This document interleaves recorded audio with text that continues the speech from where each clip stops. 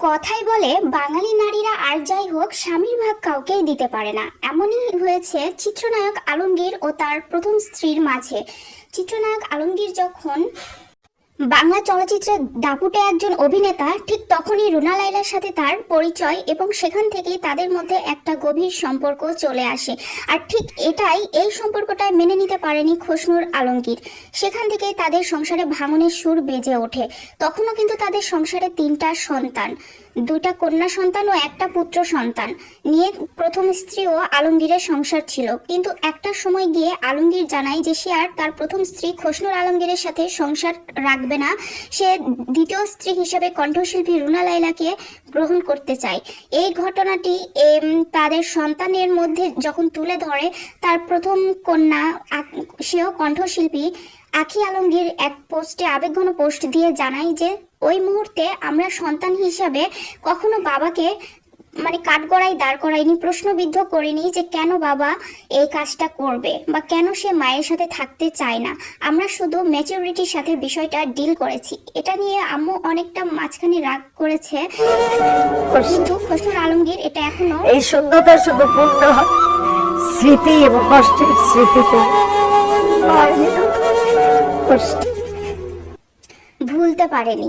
আসলে কেউই ভুলতে পারে না।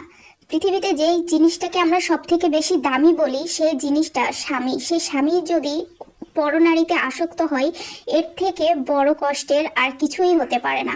অবশ্য এক ইন্টারভিউতেও এরকমও প্রশ্ন তাকে করা হয়েছিল যে তার সংসার ভাঙার পেছনে কি রুনা লায়লাকে সে দায়ী করে। সে স্পষ্টভাবে কিছুই বলেনি, শুধু এক বুক হাহাকার নিয়ে সে একটা কথাই বলেছিল যে পুরানো স্মৃতিগুলো তাকে দাপিয়ে বেড়ায়, সে ভুলতে পারে না। এর থেকে কি মনে হয় বন্ধুরা, অবশ্যই কিন্তু কমেন্টে জানাবেন। আসলে পৃথিবীতে আর যেটাই হোক, জোর করে কখনো কোনো সম্পর্ককে টিকিয়ে রাখা যায় না। সেটা বাবা মার সম্পর্ক হোক, স্বামী স্ত্রীর সম্পর্ক হোক, বা সন্তান সন্ততিদের সম্পর্কই হোক।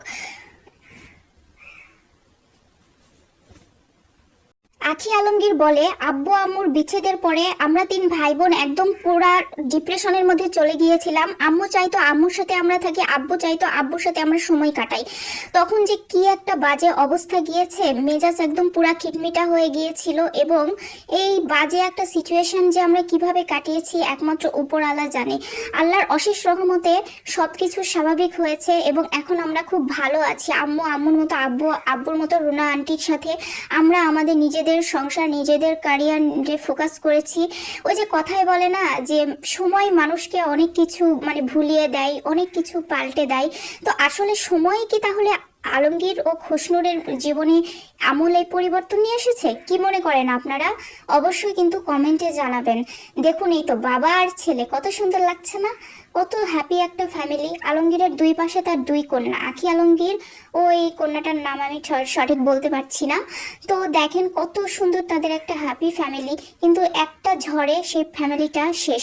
তবুও এটাই সান্ত্বনা যে না, যে যেখানে থাকে পৃথিবীর, যার সাথে থেকে যে ভালো থাকতে চায়, শান্তি পেতে চায়, তাকে তার মতো করে তার সাথেই থাকতে দেওয়া উচিত। এটাই প্রকৃত ভালো।